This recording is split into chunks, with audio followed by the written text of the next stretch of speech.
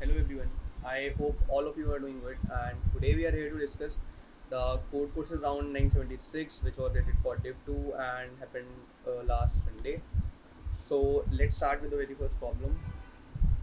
So problem number A is find minimum operations, and you are given with two integers n and k, and in one operation you can subtract any power of k from n, and formally this is the operation that we can do for any non-negative integer x, and find the minimum number of operations required to make n is equal to 0.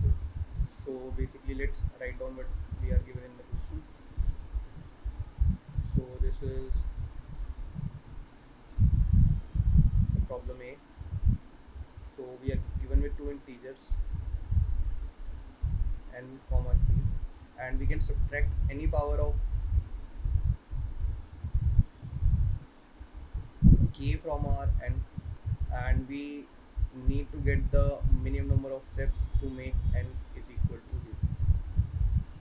So this is what is given in the question and what has been asked to us. Let's take an example which is 5 comma 2. So here n is 5, k is 2. So the largest power that we can subtract as of now is 4, so which is this. So if we subtract this from our n, it becomes equal to 1. Now we can subtract 2 to the power 0, which is 1. So n becomes 0, and it took us 2 steps to reach this place. So the answer for this test case is 2. So we can see that yes, the answer for this test case is 2. So let's see what was the intuition behind this problem कि हम इसको किस तरीके से solve कर सकते हैं. So the very first thing that came to my mind is from any number, let's suppose from number n, we have to subtract the largest power of the given k. So the brute force approach is कि आप k को initially subtract करते जाओ, and up till जब तक आप उसको subtract नहीं कर सकते, and based on that आप उसकी powers compute कर दो. But let's see the constraints for this. K and n both can go up to 10 to the power 90. So what if हमारा k 1 आ जाता है? So in that case it would not be possible for us कि यार कितनी बार है. So instead of doing the brute solution, हम कुछ क्या better कर सकते हैं? Let's see that. So जब हम generally let's suppose हमें for okay, let's take n is equal to 10 and k is equal to 3. So for this test case हमारी अप्रोच क्या होनी चाहिए? So instead of let's suppose let's try to present our n in out. What does this mean कि यार k is equal to 3 है. So let's suppose 3 to the power 0 कितना होता है? 1. 3 to the power 1 कितना होता है? 3. 3 to the power 2 is 9. So it's 9. 3 to the power 3 is 24. अभी ये यहाँ पे एक्सीड कर गया, सो ये पावर तो हमारे लिए यूजफुल नहीं है, and no other power beyond that. But this is the highest power that we can subtract from our number. हम क्या करते हैं? Do we really need to care कि यार कौन सी पावर हमें सब्ट्रैक्ट करनी है? नहीं. हमें सिर्फ ये मतलब है कि यार हम हाईएस्ट पावर वाली वैल्यू को सब्ट्रैक्ट करते हैं. उस हाईएस्ट पावर वाली वैल्यू को सब्ट्रैक्ट करने के बाद हमारे पास क्या बचेगा? Let's suppose if we subtract the highest power value from this, हमारे पास क्या बचेगा? 1. तो ये 1 instead of manually subtracting 2 powers of 3 from n, हम क्या करें? हम डायरेक्ट n मॉड्यूलस के ले लें. दिस मीन्स कि यार जितना भी पार्ट ऑफ k या और multiple of k is divisible from n is divided, and whatever is the remainder is there, just get me this कि यार इसके बाद कुछ बचेगा. इफ कुछ बचेगा तो बेसिकली यार मुझे एक और ऑपरेशन करना पड़ेगा. इफ कुछ नहीं बचने वाला, So in that case there is no need to do anything further. And ये हम कब तक करेंगे? While our n is greater than 0 तब तक हमें ऑपरेशंस करने पड़ेंगे. एंड सेकेंड थिंग इज, अब हमें बेसिकली अपने एन को रिड्यूस भी करना है. ये तो हमें पता लगा लिया कि क्या हमें एक ऑपरेशन करना पड़ेगा या नहीं करना पड़ेगा फर्दर. ये अब हम एन को कैसे अपडेट करेंगे, तो हमने फिगर आउट कर लिया कि ऑपरेशन इज नीडेड और नॉट, ये हम पता लगा लेंगे. But how will we update R N? So generally होना क्या है, if this is 10, N is 10 and K is equal to 3, हमें इस एन को के की पावर से रिप्रेजेंट करना है, तब हम कर सकते हैं. And the highest power that will take this accommodation is this 3 to power 2 plus 3 to power 0. So this is nothing but basically 9 plus 1 which is 10. So हमें उसको 3 की पावर से रिप्रेजेंट करवाना है up till where it is possible.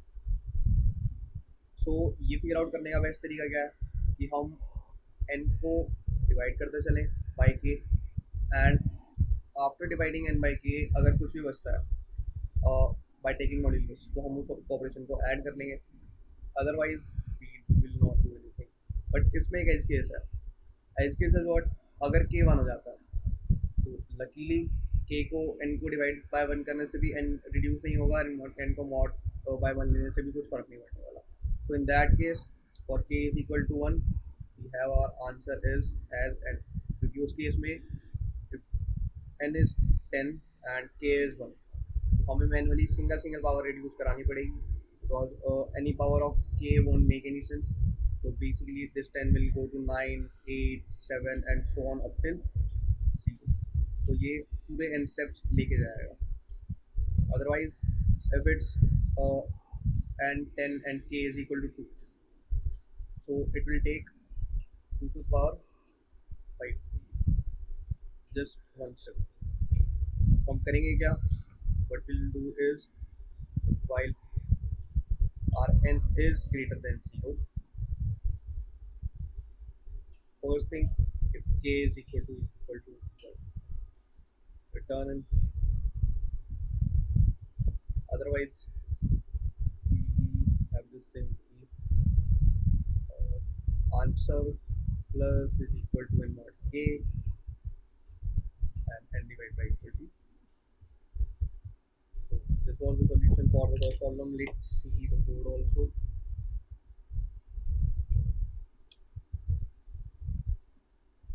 So I taken the input of n and k, initialize the answer with 0 while n is greater than 0. If k is equal to 1, we have our answer as n.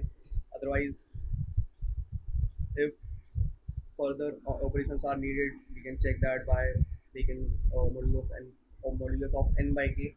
So we'll increment our answer. Otherwise, reduce the highest power of k from n by just dividing it. We have our answer at the end and just print it out. So this was the code for first problem. Let's move on to the second problem. So this was a great problem. Let's see how. So imagine you have n light bulbs numbered from 1 to n, and initially all bulbs are on. And to flip the state of bulb means to turn it off if it's on and turn it on if it's off. So this is the state क्या flip करा सकते हो, on है तो off कर दो, off है तो on कर दो. So next you do the following for each value from 1 to n. The state of all j bulbs such that j is divisible by I, उनको हम चेंज करते हैं. After performing all operations, there will be several bulbs that are still on, and your goal is to make this number exactly k. Find the smallest suitable n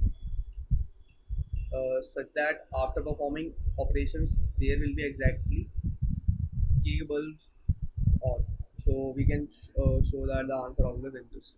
See हमें बताना है. So let's first understand the question. So basically, we have n bulbs.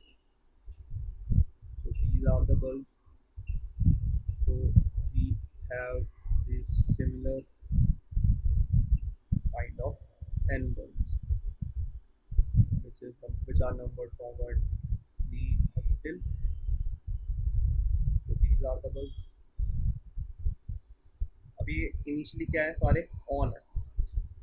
So तो initially all of them are on, ये work नहीं करेगा। So let's यार initially ना ये सारे all are on and we have to, तो ये स्टेट कैसे चेंज होगी पहले वो डिस्कस कर लेते हैं। So we can choose any N, let's suppose हमने एन चूज करा 5। सो फॉर दैट क्या होगा, हमें पहले 1 चूज करना है। 1 से डिवाइड होने वाले जितने भी नंबर्स हैं, all the J's in this range that are divisible by I, हम उनको चेंज कर देंगे। तो बेसिकली होगा क्या, सारे ही हो जाएंगे क्योंकि every number is divisible by 1, so ये सारे ऑफ हो जाएंगे। In that case all are off as of now. Next we have 2, so 2 के जितने भी फैक्टर्स हैं वो सारे स्विच हो जाएंगे। सो बेसिकली ये ऑन हो जाएगा, 4 ऑन हो जाएगा एंड सो ऑन 6 ऑन हो जाएगा, सो ऑन सारे इवन वाले ऑन हो जाएंगे। देन वी हैव 3, तो जितने भी 3 के फैक्टर्स हैं अब वो सारे फ्लिप होंगे। 3 के फैक्टर्स आर कि यार ये ऑन हो जाएगा, 4 5 6 वाले को दोबारा से ऑफ कर देंगे हम, एंड सो ऑन, ये पैटर्न चलता रहेगा until and unless we reach n। सो इस तरीके से ये ऑपरेशन परफॉर्म होंगे एंड हमें क्या करना है, हमें एट लास्ट के बल्ब्स को ऑन लेकर के आना है। वी नीड के ऑन बल्ब्स एट लास्ट, ये हमें कोई स्टेट चाहिए। अब इसके लिए उन्होंने आपको एन इंडिपेंडेंटली चूज करने के लिए बोल दिया कि जाओ choose whatever N you want, but आपको एग्जैक्टली के बल्ब ऑन चाहिए लास्ट में। ऐसा बताओ कि ये what is the value of N which will result into exactly k on bulbs at grid। ये more and less it was a pattern based question। क्यों, let's see कि यार हमें ना n चूज करना है such that exactly k bulb। अब n तो यार कुछ भी हो सकता है and even after choosing N हम ये कैसे पता लगाएंगे कि यार के बल्ब्स ऑन रहेंगे लास्ट में, तो हम सिमुलेट तो कराएंगे नहीं प्रोसेस को, because that won't make any sense. So let's see कि यार स्टेट को कैसे इफेक्ट पड़ेगा और बल्ब ऑन रहेगा लास्ट में या ऑफ, वो हम कैसे फिगर आउट कर सकते हैं। So the easy idea is, let's suppose we choose n is equal to 3, so there are 3 bulbs, bulb 1, bulb 2, bulb 3। If it's on, I will be marking it as tick. If it's off, I will marking it as cross. Cool. So if n is equal to 3, so the very first number that we need to check is 1। सारे अभी on है इसलिए on on on, ठीक है। तो once we encounter 1, हमें इनके सबके स्टेट चेंज करानी पड़ेगी because all of them are divisible by 1। Change करा दी, चेंज करा दी, चेंज करा। एंड मैं यहाँ से सारे सबके डिवाइडर्स भी लिख रहा हूँ, कितने डिवाइडर्स हैं, सॉरी कितने फैक्टर्स हैं, 3। तो हाँ मतलब कितने नंबर्स का फैक्टर 1 है basically. So for n is equal to 2, कौन कौन से है इसमें से, बस ये वाला। तो अब ये वापस स्विच होगा on. So we have one of the number like this. Next we have 3, so for 3 this one will be switched on. So हुआ क्या, 1 के ऊपर कितने ऑपरेशंस परफॉर्म हुए, 1। 2 के ऊपर कितने ऑपरेशंस परफॉर्म हुए, तो सिमिलरली 3 के ऊपर कितने ऑपरेशंस परफॉर्म हुए, तो ये समझ में आ रहा है कि अगर operations odd number of times है तो बेसिकली हुआ क्या यार, एक ऑन हो रहा है, एक ऑफ हो रहा है, एक ऑन हो रहा है, फिर ऑफ हो रहा है, एक ऑन हो रहा है, ऑफ हो रहा है। एंड अगर ये इवन नंबर ऑफ टाइम्स है सो बेसिकली उल्टा होना चाहिए था कि भाई एक ऑफ कर दिया, फिर ऑन कर दिया, फिर ऑफ कर दिया, फिर वापस ऑन कर दिया। So if they the number of on and the number of off are equal on any number, then in that case वो इनिशियली ऑन था तो लास्ट में भी ऑन रह जाएगा। But if they are even in number, so in that case तो ये on रह जाएगा। But if they are odd in number तो होगा क्या कि यार इनिशियली तो वो ऑन था, कोई आया उसको ऑफ कर गया, कोई आया फिर उसको ऑन कर गया, लेकिन वापस से दोबारा से कोई बंदा आया ऑफ कर गया। ऑपरेशंस कितने हुए, 3। And odd number of operations की वजह से लास्ट में उसकी स्टेट क्या रह गई, ऑफ। तो अगर ऑन एनी बल्ब अगर ऑपरेशंस ऑड है तो it will be off at last, and if operations are even, so it will be on at last. तो ये बेसिक्स आइडिया था the pattern which this thing is following. And the another pattern that is included here कि यार हमें basically one या ये पता लगाना है कि फॉर एनी नंबर उसके कितने फैक्टर्स हैं इन दिस रेंज, या फॉर एनी नंबर कितने नंबर्स का ये इंडिविजुअल नंबर फैक्टर होने वाला है. So if we can figure out this thing कि यार क्योंकि सारा गेम फैक्टर्स पे डिपेंड करने वाला है कि how the bulb will take its final fate. तो अगर हम इसके फैक्टर्स कंसिडर करें, किसी भी नंबर के कितने फैक्टर्स होने वाले हैं in the given range 1 to n. सो ये तो हम बेसिकली वाइल चेकिंग प्राइमैलिटी हम यही तो चेक करते हैं. प्राइमैलिटी चेक में हम क्या करते हैं, फॉर n हम चेक करते हैं फ्रॉम 1 to n इसके कितने फैक्टर्स होने वाले, यही तो हम चेक करते हैं. सिमिलर कुछ हमें यहाँ करना है for any given number x 1 से n तक इसके कितने फैक्टर होने वाले. क्योंकि अगर मेरे को फैक्टर्स का आइडिया लग गया कि वो ऑड है ऑफ है, ऑड है इवन है, मुझे ऑफ और ऑन का आइडिया लग जाएगा. कूल. अब देखते हैं यार प्राइमैरिटी चेक में हम करते क्या थे. द आइडिया इज कि आप रूट ऑफ एक्स तक चेक करो factors, and if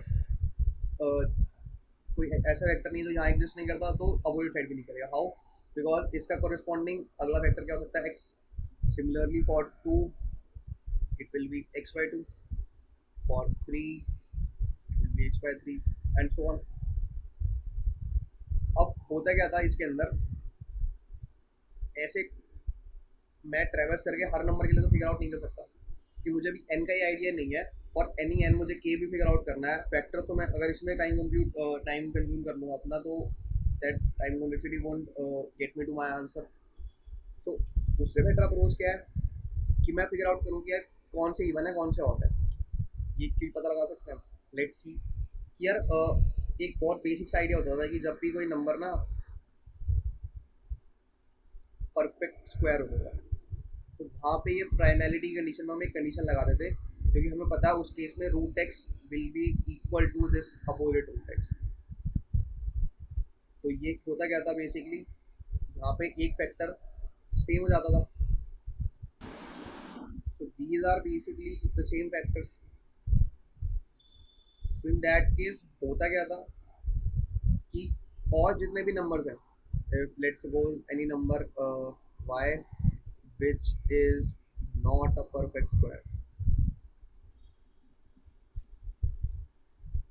so in that case होता क्या था, उसके जो फैक्टर्स होते थे दे आर लाइक कि यार 1 से लेकर K up till root y, and इसका कॉरेस्पॉन्डिंग एग्जिस्ट करता था because they are different.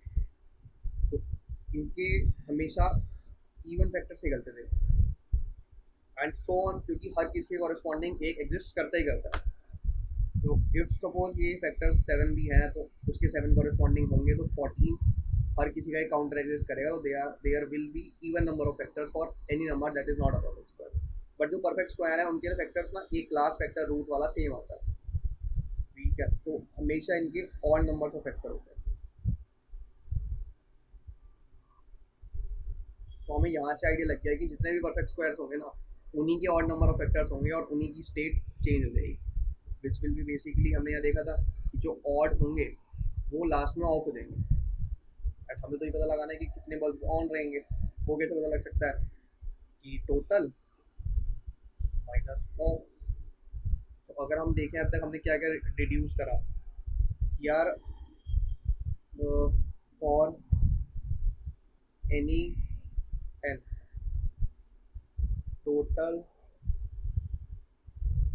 Bulbs on at last will be nothing but total bulbs minus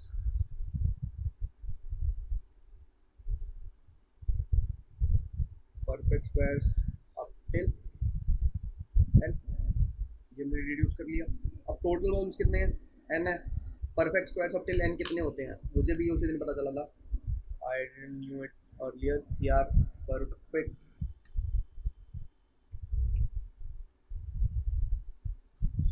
squares up to the number N.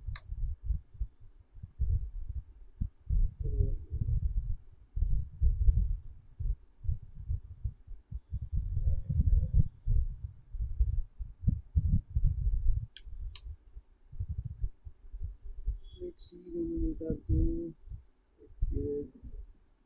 Audio.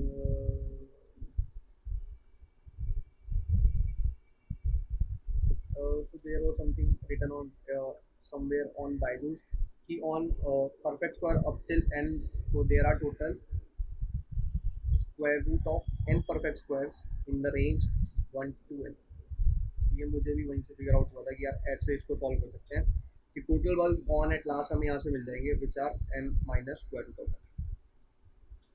अब हम n choose कैसे करेंगे, ये हमें figure out होगा कि यार total work on at last for any N, हम ऐसे फिगर आउट कर लेंगे कि यार कितने एन में, ये कितने फिगर आउट हो जाएगा ऑर्डर ऑफ वन में, ये तो कोई टाइम कॉम्प्लेक्सिटी है नहीं, और एट मोस्ट लॉग एन में ही आई गेस लॉग एन लेता है square, so O of one और लॉग ऑफ एन में फिगर आउट हो जाएगा at max in worst case.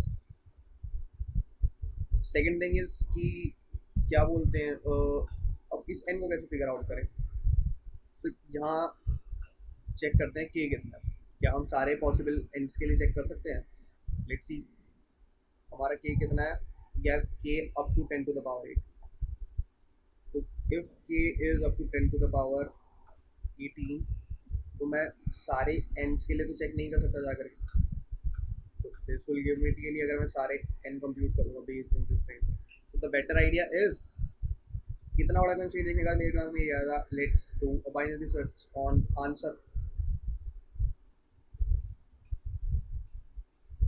क्योंकि मेरा lookup time for any N कितना है लॉग एन, लेट्स से इन उस केस बाइनरी सर्च कितना होगा log of K, the this will gonna affect me, बिल्कुल भी नहीं। सो हमें करना क्या होगा, we just need to figure out कि यार हमारा जो मिड है which is nothing but R N, हम ये निकाल लेंगे based on our start and end, and we will check for this N if total on bulbs are exactly k, या let's say greater than or is equal to k, तो मुझे क्या करना है, छोटी रेंज में ढूंढना, अदरवाइज मुझे बड़ी रेंज में ढूंढना, यही यहाँ पे सिंपल ऑपरेशन था। Let's see the code for this,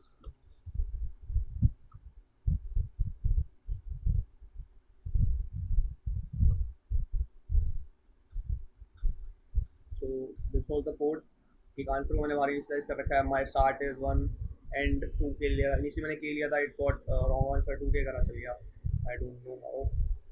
this is our start is greater than N condition, यहाँ पे हमने मिड निकाला, let's take the count of N bulbs at last कितना होगा, विच वाज मिड, और we can also name this as N, for the formula that we use, हमने count निकाला, if this count is greater than is equal to K, तो ये मेरा एक possible answer है, बिकॉज इसी ग्रेटर देन और इज इक्वल टू के में it can lie in this range.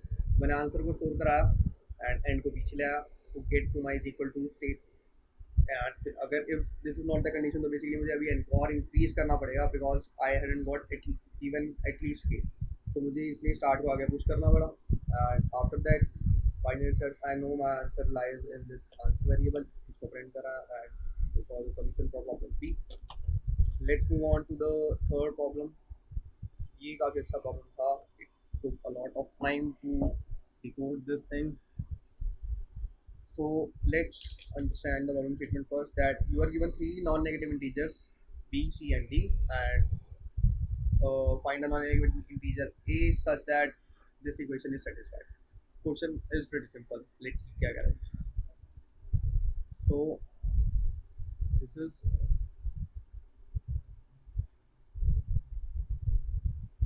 Problem C. So we have this equation here: a minus b, नहीं a और b, it's a or b minus a and c is equal to d.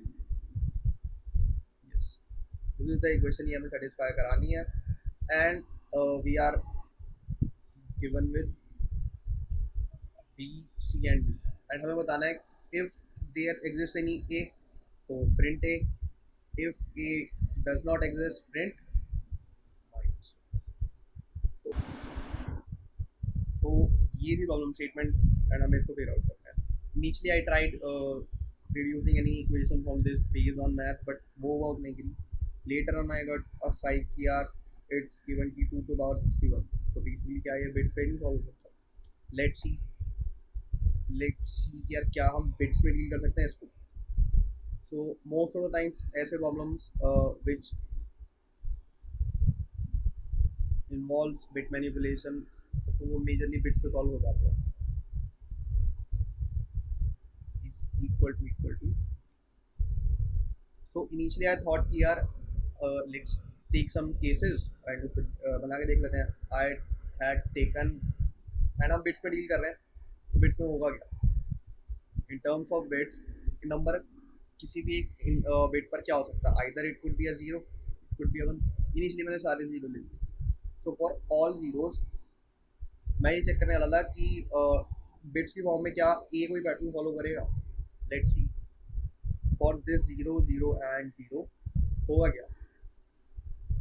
ई को मैं क्या क्या रख सकता हूँ. माई एथ bit in this case could be 1 और 0. अगर मैं 1 रखता हूँ तो 1 और 0 इज 1, 1 एंड 1 इज 0. क्या 1 माइनस 0 0 होता है. क्या 1 माइनस 0 0 होता है. नहीं. तो 1 तो नहीं रख सकता फिर इस केस में. व्हेन इट्स 0 0 0 मैं इसको 1 तो रख ही नहीं सकता क्योंकि इक्वेशन सेटिस्फाई नहीं हो रही. अब मुझे क्या करना पड़ेगा, ए को 0 रखना पड़ेगा. लेट्स सी 0 रख के क्या आंसर आ रहा है. 0 0. लेट्स सी अगर हम 0 रखते हैं तो 0 तो और 0 0 0 एंड 0 इज 0. 0 माइनस 0 0. यस, तो मुझे ये पता चल गया व्हेन आई हैव दिस 0 0 0 मेरी बिट 0 रहेगी. मैंने कहा ठीक है, फर्क ही नहीं पड़ता, 0 रहेगी तो मैं उसको 0 इनिशियली तो रहता ही नंबर है बिट, मुझे नहीं फर्क पड़ता. मैं सिर्फ उसी के कंसीडर करूँगा when my bit will be 1, या फिर कुछ ऐसा आंसर जो दिक्कत करेगा, क्योंकि माइनस वन वाला केस भी है. देयर माइट बी पॉसिबिलिटी कि यार आंसर ना एग्जिस्ट करता हूँ, उसको फिगर आउट करते हैं, या बिट जब सेट करनी है उसको फिगर आउट करते हैं. मैंने बस ये देख पूछा. लेट्स नॉट गो किया बिट 0. ठीक है, तो 0 0 0 वाला केस हमने देख लिया. Another case is 1 0 0. ठीक है, करके बिट्स को फ्लिप कराते हैं. So for this 1 0 0, my a could take 0 as well, 1 and as well. Let's see for 0 first. So 0 or 1 minus 0 and 0. क्या 0 है. Let's see, it's 1 minus 0 is equal to 0. यार ये तो नहीं हो पाएगा. So we know कि यार अब इसमें 0 नहीं हो सकता. We have to go for 1. अगर हम 1 करते हैं this will be 1, will be 1. 1 और 1 is 1, 1 and 0 is 0. तो क्या 1 माइनस 0 0 हो सकता है. भाई ये भी नहीं हो सकता. मतलब क्या 0 भी नहीं सकता, 1 भी नहीं सकता. हम बिट पे क्या रखें. तो इसका मतलब ये आंसर कभी एग्जिस्ट नहीं करता. When we have b as any bit in b as 1, any bit in c as 0 and any bit in d as 0, this combination will not give any answer. तो इसके लिए हमें माइनस 1 प्रिंट करना है. तो मैंने ये एनालॉमी वाले जितने भी केसेस थे वो फिगर आउट कर लिए कि यार 1 0 0 में माइनस 1 लेना. ठीक है, इसके बाद और केसेस क्या होंगे कि अभी हमने बी को सेट करा था. Let's set C in this case. Okay, कर लेते हैं.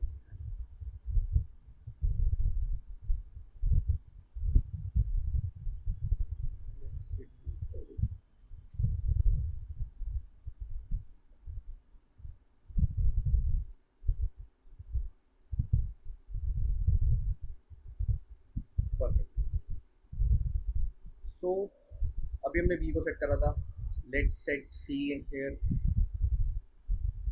क्या इस इक्वेशन को सेटिस्फाई करा पाएंगे? Let's see. ये क्या वैल्यू दे सकता है? ये कैन टेक 0, ये कैन टेक 1।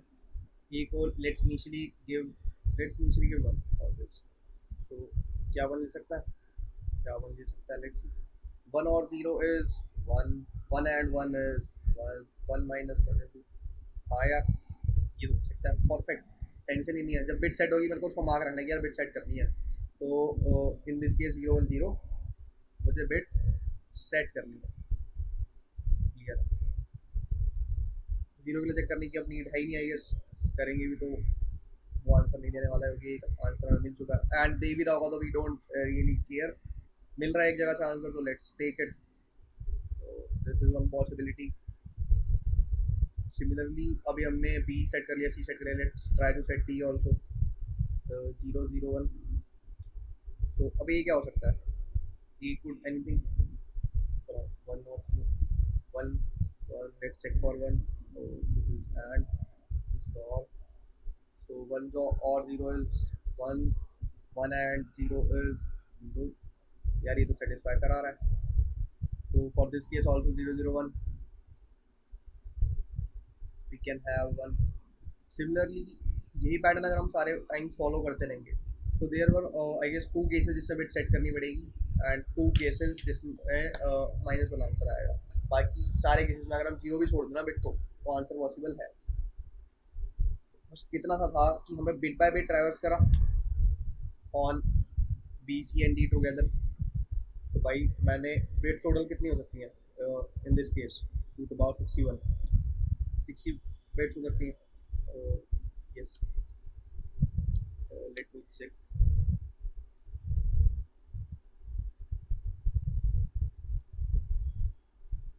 सो 60 बिट्स हो सकती हैं फ्रॉम 0 और अप टू 0।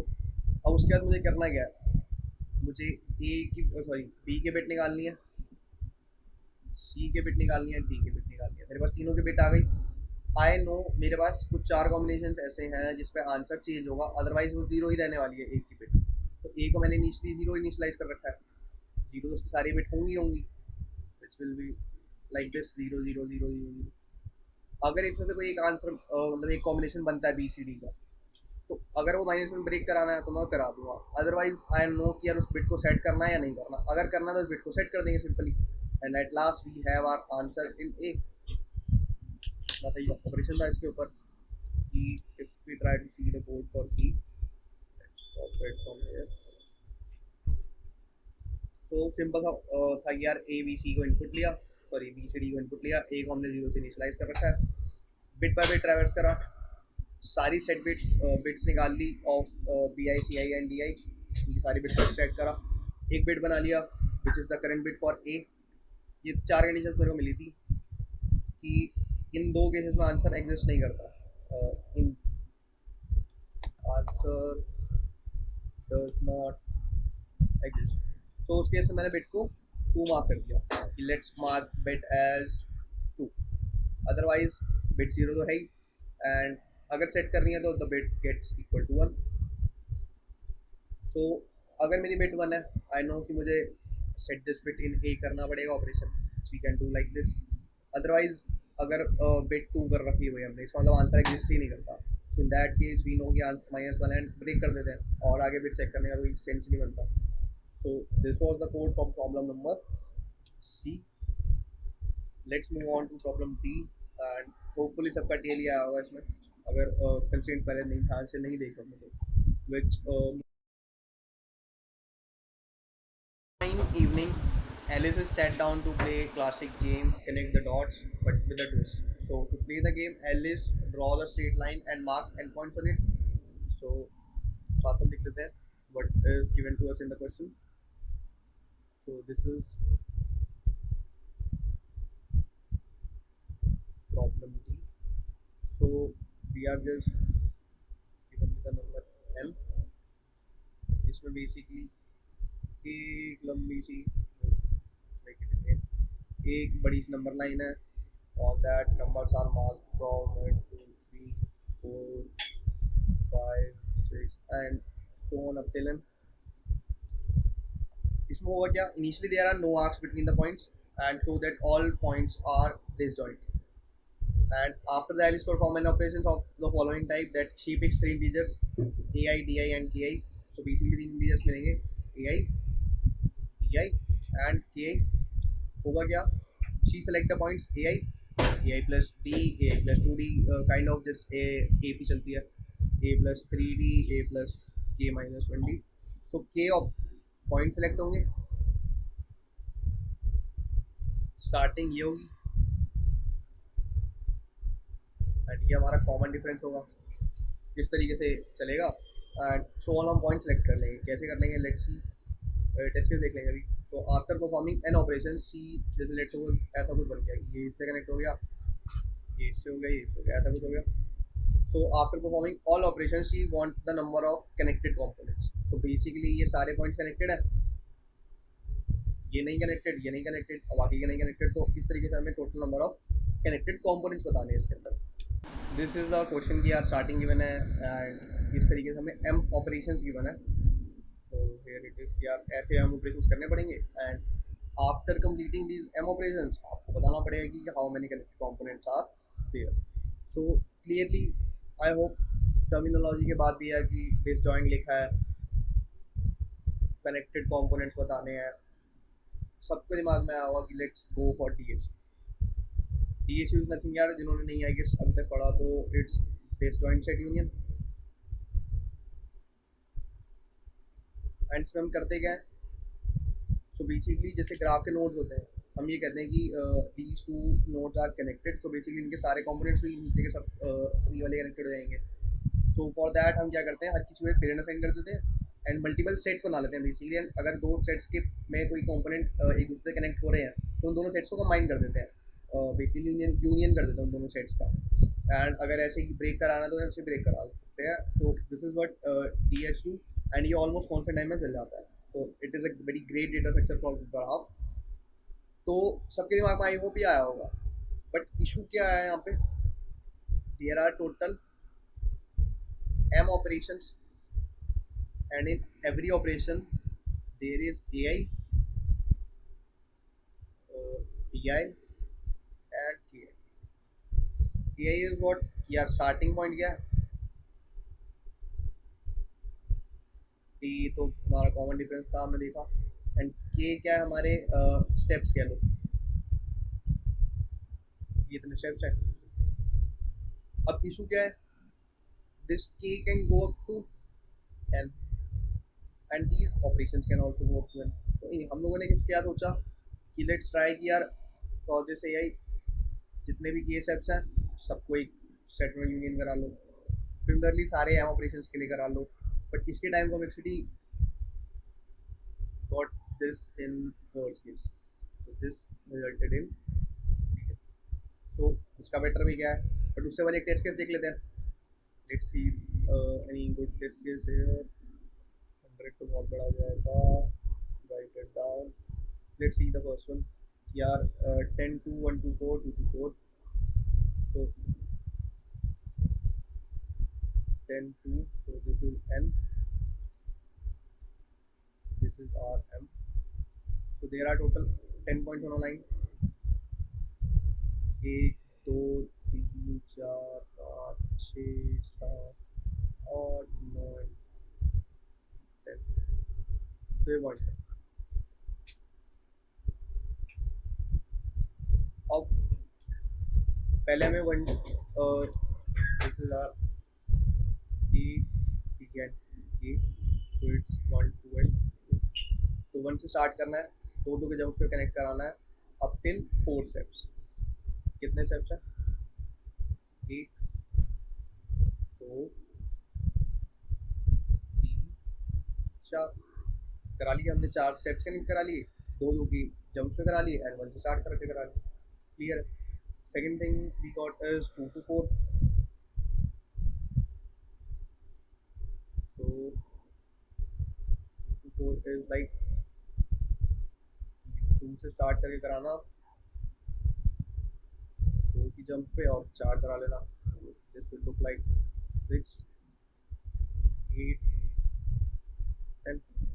तो हुआ क्या, basically one got connected to three, three got connected to five, five got connected to seven, seven got connected to nine, similarly two got connected to four, six, eight and ten. दो अलग अलग components बन गए। So there are total two components after M operation, जो इसका answer to है।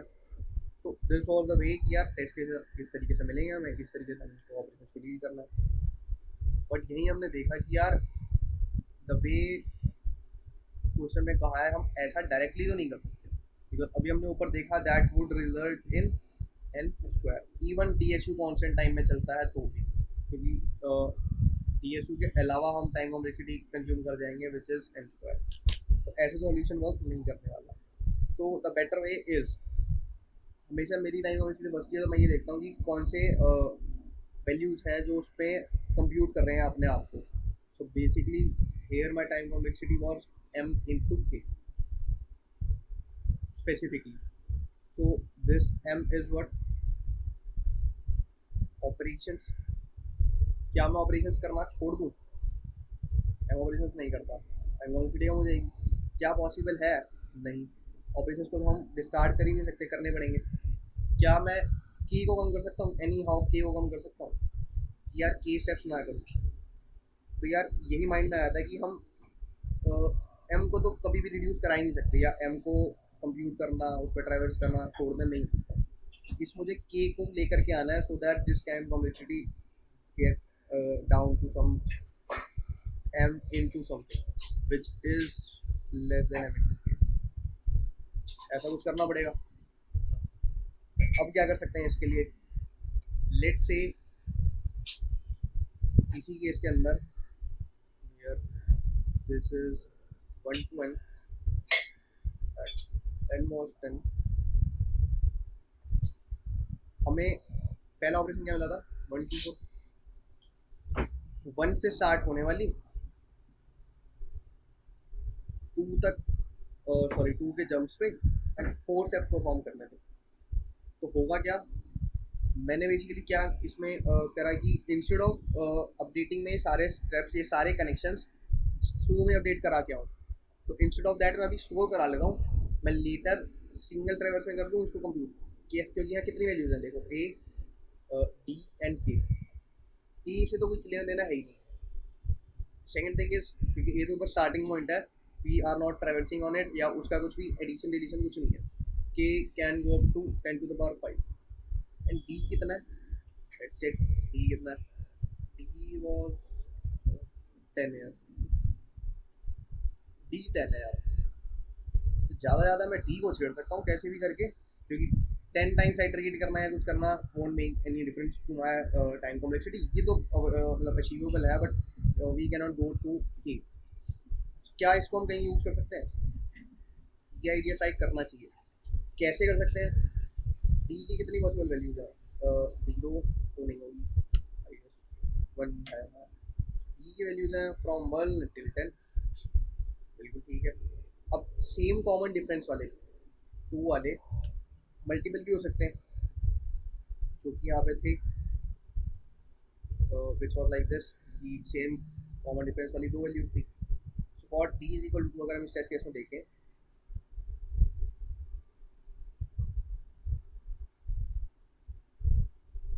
इधर मैं रिप्रेजेंट कर दूँ अपने नोड कि भाई इनिशियल स्टार्टिंग पॉइंट क्या है 1, 1 से 2 कॉमन डिफरेंस वाले कितने स्टेप्स करने हैं मुझे, 4, यहाँ से 4 स्टेप करने हैं ना, 1 2 3 एंड 4, मैं ये स्टोर करा लेता हूँ, करा लिया।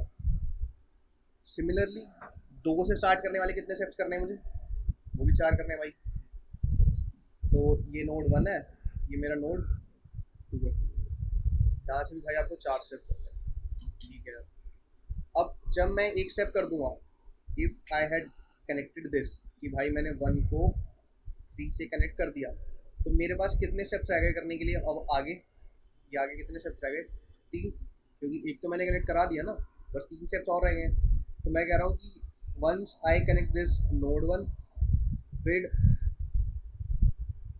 Once I connect this node 1 with node 1 plus 2, ये तो कॉमन डिफरेंस है, जब मैं ये कनेक्ट करा दूंगा दिस नोड वन विद आगे की कोई भी वैल्यू, तो होगा क्या बेसिकली, अब आगे ये वैल्यू यहाँ से तो हट गई, कनेक्शन अब नहीं कराना है मुझे। अब मुझे क्या कराना है, आगे 3 कनेक्शन कराने हैं। ये आगे अपडेट कर दूँ, बेटर है, कर देते हैं। सिमिलरली अब जब मैं यहाँ आऊँगा, अब मुझे नोड 2 को किससे कनेक्ट कराना है, नोड 2 प्लस डी वाले से। Node 2 plus D will V node 4। Node 2 को 4 से कनेक्ट कराना है, बिल्कुल कराना है। जब मैं 2 और 4 को आपस में कनेक्ट करा दूंगा, इनिशियली 4 ऑपरेशंस करने थे, अब उसके बाद भी उसके लिए भी मुझे 3 ऑपरेशंस करने रह गए हैं बस। तो ये यहाँ से भी हटा करके नोड 2 प्लस 4 वाली वैल्यू पर मैं ये डाल दूँ कि भाई मैंने अपना एक काम कर दिया है, आगे का ऑपरेशंस तू अपने आप संभाल ले। एंड इस तरीके से अगर हम यूनियन करें इन DSU, तो टाइम कॉम्प्लेक्सिटी कितनी होगी, ये तो n नोड्स हैं, ये D10 है, n इंटू 10 में हम सारे सेट्स को यूनियन कर सकते हैं। इनिशियल हम कितने टाइम कॉम्प्लेक्सिटी ले रहे थे इसके लिए, we were taking m into k which was almost n square, and अब कितनी होगी टाइम कॉम्प्लेक्सिटी, n इंटू 10। तो बहुत डिफरेंस है। इसके अलावा डिसजॉइंट सेट यूनियन का ऑलमोस्ट कॉन्स्टेंट होता है, एक्सपोनेंशियल फंक्शन होता है कोई, एंड उसका ऑलमोस्ट कॉन्स्टेंट होता है। So what we took is कि यार n इंटू 10 टाइम्स हम कर ही सकते हैं ऑपरेशन परफॉर्म। तो इंस्टेड ऑफ मैंने ये सारे अपडेट्स इनिशियली हैंडल करना इनपुट के टाइम, मैंने एक एरे बनाई which takes d and node as input। और मैंने क्या करा, आई नो कि भाई for this a, this is my node, भाई इस नोड से आगे करना है ना अपने को, ये करना है। इसका कॉमन डिफरेंस क्या है, d, ये इसकी क्या हो गई रो, ये क्या हो गया कॉलम। इस पर क्या वैल्यू डाल दूँ मैं कि भाई इतने स्टेप्स करने हैं ना अपने को, ये स्टोर कर देते हैं। अब दिक्कत क्या थी कि यार देयर माइट बी पॉसिबिलिटी कि भाई सेम 2 ऑपरेशन एक ही जगह आ रहे हो, कि भाई देयर इज अ पॉसिबिलिटी कि यार एक से आगे आपको 2 स्टेप्स के 3 ऑपरेशन करने हैं, एक से आगे 2 स्टेप के 4 ऑपरेशन करने हैं। तो क्या फ़र्क पड़ने वाला है इससे, इसमें होगा क्या बेसिकली, यहाँ से कितने एलिमेंट्स कनेक्ट हो जाएंगे, यहाँ देख लेते हैं 1 2 3 and 1 2 4, this is R A, this is R D, this is R K. अगर ऐसा कुछ ऑपरेशन आ जाता है, सो इन दिस केस होगा क्या, यहाँ पे कौन कौन कनेक्ट होगा, 1 with 3 and with 5 and with 1 3 5 7 also, 3 operation हो गए एंड ये लोग कनेक्ट हो गए। यहाँ कितने हैं, 4, तो यहाँ कौन कौन कनेक्ट होगा, 3 5 7 एंड 9। तो क्या इन दोनों में कोई फर्क पड़ेगा, मैं इन दोनों को रिपीटेटिवली करूँ, नहीं। अगर कोई छोटी वैल्यू है कि तो वो बड़े वाली के अंदर यूज हो जाएगी ना ऑटोमेटिकली, ये आपस में ऑटोमेटिकली कनेक्ट हो ही गए हैं, तो मुझे इसकी नीड है ही नहीं। मैं सिर्फ मैक्स वैल्यू स्टोर कराऊंगा के की ऑलवेज, तो हम के की मैक्स वैल्यू स्टोर कराएंगे, और इसके बेसिस पे मेरा आंसर बहुत ईजिली आ जाएगा। So let's understand this thing is in our code. So basically this is the DSU class, and let's not get into depth of DSU that how does this function। So basically इसके 3 functions mainly मैंने use करे हैं। I hope the one is the constructor, second thing is union, and third thing is find parent। So after taking n and q as input, I had made a vector steps ahead with this constraint कि यार 10 size का d हो सकता है, and this is our n plus 1। Similarly DSU को instruct करा with n plus 1 nodes, जितने m operations होने हैं उनके लिए a d n स्टेप्स को इनपुट लिया। स्टेप्स अहेड में बेसिकली हम क्या डालने वाले हैं, for this d and a max value of k को स्टोर करेंगे, k is nothing but our steps. उसके बाद for every value of d हमें क्या करना है, हमें अपने पर्टिकुलर नोड के लिए चेक करना है क्या कोई वैल्यू ग्रेटर देन 0 एग्जिस्ट। अगर 0 है तो हमें कुछ भी नहीं करना, if any value greater than 0 exist, तो बेसिकली एक ऑपरेशन मुझे क्या करना है, if there is value some value exist here for d and node, तो मुझे बेसिकली नोड प्लस d पर दिस वैल्यू -1 डालना है, एंड इस नोड को नोड प्लस d से यूनियन कर देना। यही मैंने यहाँ करा। अगर वो इनके स्कोप में है बेसिकली, अगर वो स्कोप से बाहर जा रहा है तो that won't make any sense. तो स्टेप्स अहेड पे मैंने क्या डालना है, फिर वही मैक्स हम लेके चलेंगे क्यों, to get to store the maximum value only. this minus one. Otherwise मुझे उसको यूनियन करा लेना है with this node and node plus b. Similarly आखिरी में कितने components बचे, which we can check like this कि एक set बना लिया visited का, and हर किसी node का parent मांग लिया हमने super parent, and if that is not in our set तो set में डाल लो और एक नया component है. If that already exists in set तो हमारा current node बेसिकली उस सेट में कहीं ना कहीं एग्जिस्ट करता है जिसका पेरेंट ऑलरेडी हम एनकाउंटर कर चुके हैं, तो वो एक ऑलरेडी एक एनकाउंटर कंपोनेंट का पार्ट है. तो हम उसका आंसर में अकोमोडेट नहीं करेंगे to count the components, otherwise we will update our answer and will print at that. So I hope you had understood the approach behind this problem, and if there is any doubt with any of the question, do let us know in the comments, and thank you so much for joining.